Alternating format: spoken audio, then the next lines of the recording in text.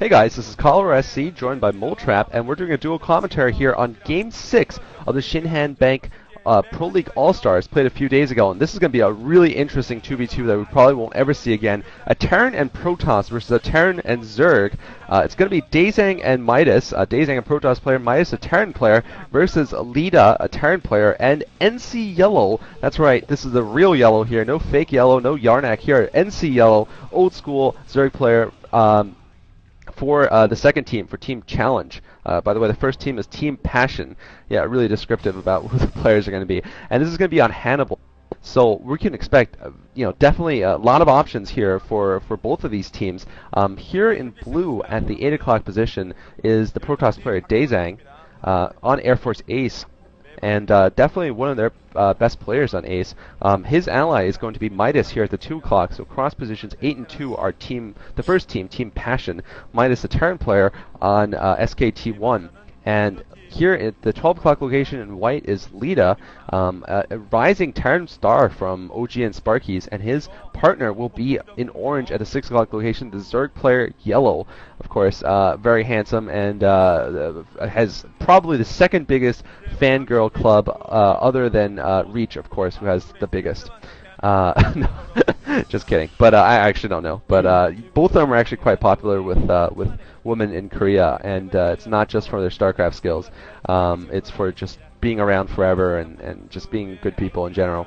Anyway, so like I said, a lot of different possibilities. We could be seeing Medic Marines from Midas to deal with Yellow. We could be seeing possibly Mech coming from Leta to deal with a Protoss and Terran team, and DaezanG could either be going for Templars or All-Out Dragoons or even some Corsairs to deal with Yellow. Yeah, this could be very interesting. We haven't had an opportunity. I've been actually saying all season that I think that it would be good to field a Terran Protoss team on Hunters. Maybe not on Hannibal, but on Hunters I think that would work well, because usually you just see a bunch of melee units, Zealots and Zerglings, and that's not as effective as I think Zealots with Marines, because the Zerglings just have to wait behind for the Zealots to die. Firebat Hero surprised by something there for some reason. Usually not very camera shy, but usually the Zerglings have to sit behind and wait for the Zealots to die before they can move in and attack. So it's I think it'd make more sense to have Marines behind the Zealots to attack with, what have you. Anyway, but this map, it makes a lot of sense to have a Zerg though, because there's 2 gas, and so it's really easy for the Zerg to do a lot of damage with some quick Mutalisks. They can get those 2 gas going very easily, and because usually in other 2v2 maps that we've seen before, the Zerg has to put a hatchery somewhere for an expansion in order to get their second gas going, but not the case in this one. You can see there's 2 gas mines right near the main hatchery, so it's really easy to take 2 gas inside your main base there. Something I was thinking about, and it looks like might be happening here, is the way this is set up, because there are no Zerg on one of the teams. Yeah, so there's a factory. I thought that's what that might be. Leta does not have to worry about going Medic Marines or anything like that, because all the units he's going to have to deal with are likely going to be other Mech units, because Mech works well against Protoss and it works well against Terran. So Terrans usually will either go Medic Marines or they'll go for Goliaths, because then those will work well against both as well, but not quite as effective. Whereas in this case, Leta's going to have a little bit of an advantage if he goes for some tanks or what have you, because it's going to be easier to deal with both kinds of units. But here we got actually DaezanG going in for a quick attack here. He's attacking with a few Zealots, and Yellow only has a few Zerglings on his ramp here. I'm not sure if this Sunken Colony is going to be able to get up in time. If it is, he's probably going to be able to hold this off. The Zealots coming in, if they can get up that ramp, they're delayed at the... Oh, and the Sunken Colony comes in. And it looks like, yeah, DaezanG sees the Sunken Colony come in. He's going to pull back. He's not going to try and take that ramp, which is a smart move on his part. Almost a little bit of rush getting in there, but not quite. And so it looks like both Terrans going for factories, and DaezanG not quite established what tech he's going to go for just yet. Okay, there's a Stargate down and a Forge for him. So we're probably going to see some cannons at the top of his ramp to hold his ramp, and get some Corsairs out at this point to try and deal with Yellow. Yeah, I think this is actually going to turn out to be a little bit of a one-on-one and one-on-one here. We're going to see a one-on-one between the 2 Terrans, I believe. They're looking like they're teching up to look like that, to go for that. Armory's going up, I think, for both players. So we're going to be seeing sort of a mixed Goliath Vulture tank force here from the Terrans most likely. Perhaps a little more Goliath heavy for Midas because he has to worry about those mules coming. But anyway, the important thing is DaezanG has decided to go for Corsair. So we'll see whether Yellow is going for Spire or for Undead here. If Yellow is really pressuring, oh man, but he's going for the Spire. So I think this is actually not going to turn out so well for Yellow because his Spire is actually quite late for some reason. I think maybe because of that early attack and he wanted to get another Sunken up. But his Spire is a little bit late. Here's a couple of Vultures coming from Midas, but looks like he's not going to be able to get in. His Spire's up late, and this is just, DaezanG's going to have a couple of Corsairs by the time any Mulisks or Scourge are out, and he's really playing into DaezanG's hands here. I think if he knew that Midas was going for a mechanized build, he would have been better off going for Lurkers instead, or at least Hydralisks. I think Lurkers would actually been a great strategy, though, because there's less likely to be enough detection from Midas to be able to deal with it, although Midas does have Spider Mines at this point. I still think Lurkers would have given the Leta Yellow team more map control than Mutalisk, but we'll have to see. Here's a lot of Vultures facing off against each other at the north there. Both sides are laying mines. Of course, Vultures themselves can walk over enemy mines without tripping them.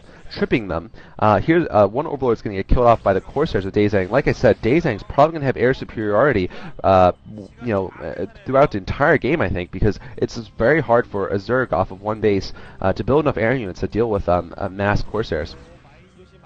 Yeah, and real quick, I want to apologize. We've been having so many freaking technical issues doing these recordings today, and you probably just heard another one. I don't think Cholera was able to hear it, but my speakers turned on for a minute, so you were probably hearing an echo of the recording of him and then the recording of the speakers, so I'm sorry about that.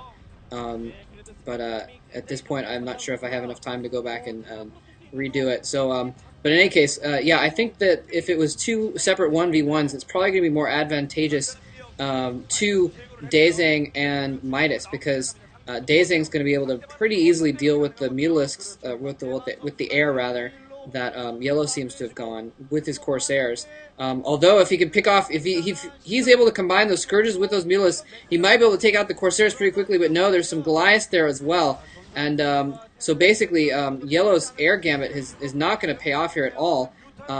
All of the units that both of his enemies, the Corsairs are going to have to run back to the Goliaths for cover, but all of the enemy units are basically anti-air units, the Goliaths and the Corsairs. So there's now a critical mass of Corsairs as well. They're going to be able to pick off Scourges pretty easily unless they attack simultaneous with the Mutalisks.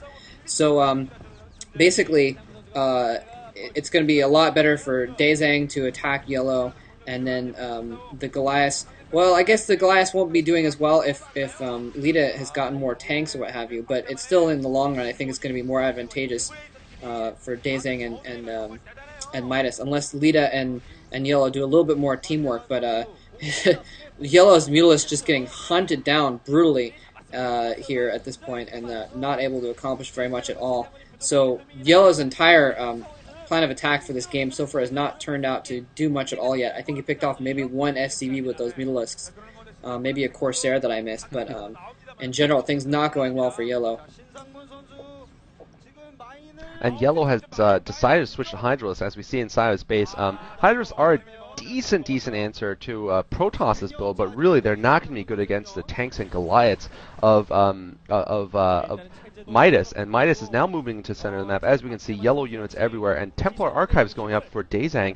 Now, with DaezanG controlling the airs as he is, the Overlords of Yellow probably are not going to be able to help in detection. In fact, most of them probably going to get hunted down before they can help either him or his partner Leta in detecting. Although Leta has gotten his is getting an engineering bay up, so he will have some turrets to deal with any DTs that come his way. But meanwhile, I think that was another Overlord, another Gusher Overlord popping there, and its red juice is going everywhere.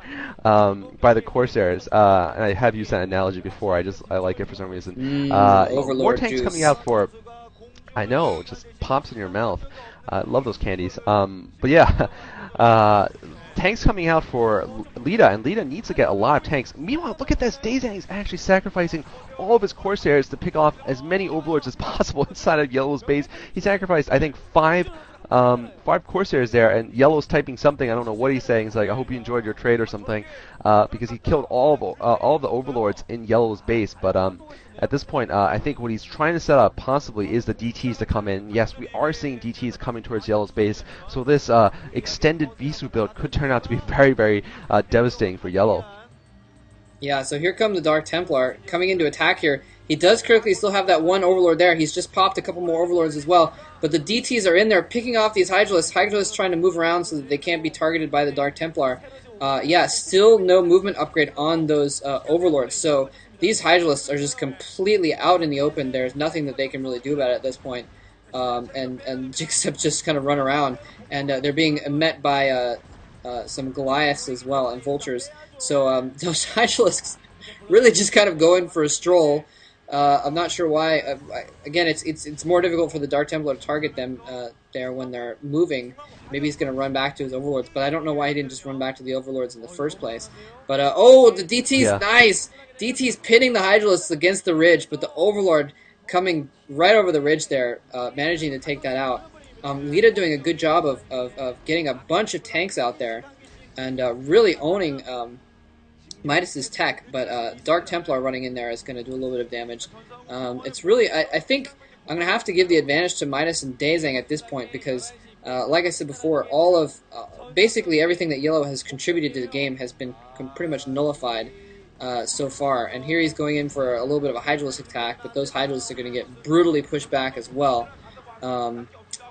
Yeah, things not looking good. We'll see if this push from Leta can perhaps do some damage to DaezanG, though, and that might be able to tip things back in their favor. And here we are seeing a southerly push here coming from Leta, and Leta needs to do a lot of damage. He needs to be effective, but meanwhile, a lot of Sonic Storm going off on his tanks, though, out of nowhere. He was just walking down a dark alley, and like a dozen Zealots just mugged him, and now all the tanks are going to go down. You saw that Leta was grinning there in a little bit of embarrassment. Maybe he and Yellow are just like, oops.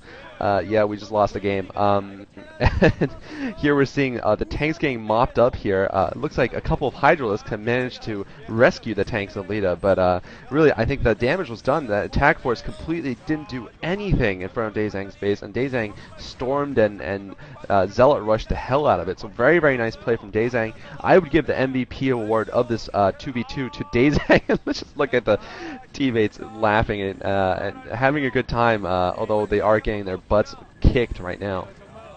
Yeah, every once in a while, I don't speak Korean, but every once in a while I have a moment of divine intervention where I can not only speak Korean, but I can also read lips in Korean.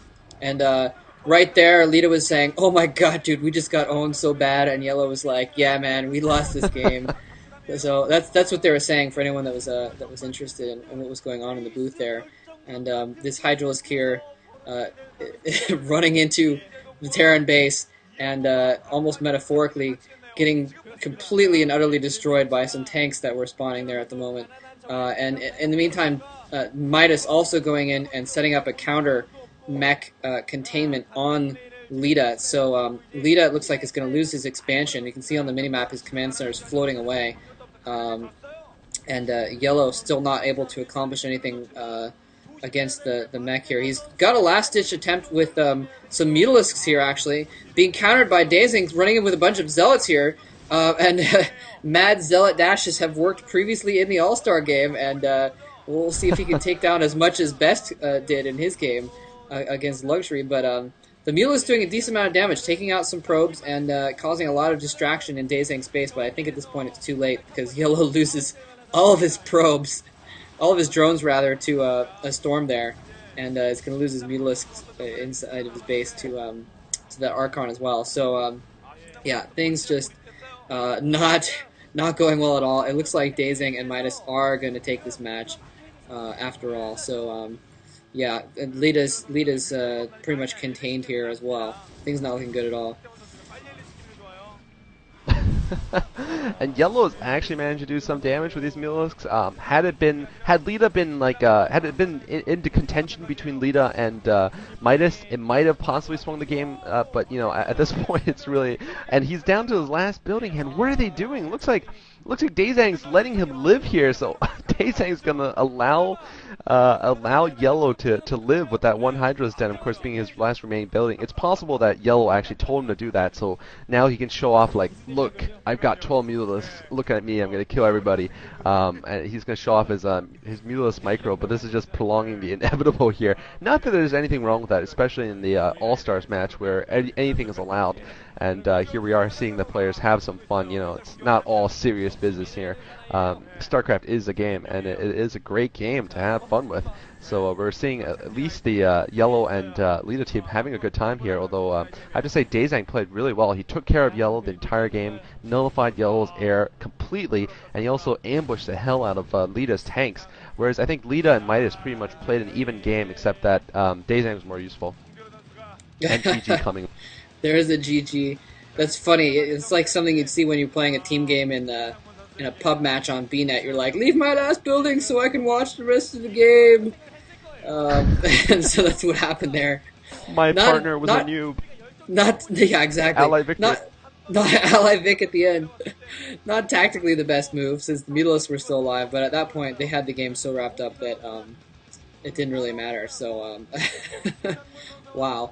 So yeah, you're right though. DaezanG pretty much controlled that game from beginning to end with the quick Corsairs, nullifying Yellow, and then the DTs, and everything went pretty well for that team. So that was a fun game though. It's good to see programmers enjoying themselves. Sometimes they take things too seriously, and that does take the score to 3-3 as we can see. So DaezanG versus Flash is going to be a bit of a tiebreaker in the next game, which, by the way, I think we are probably going to delay and probably do that tomorrow. So sorry to keep you on the edge of your seats.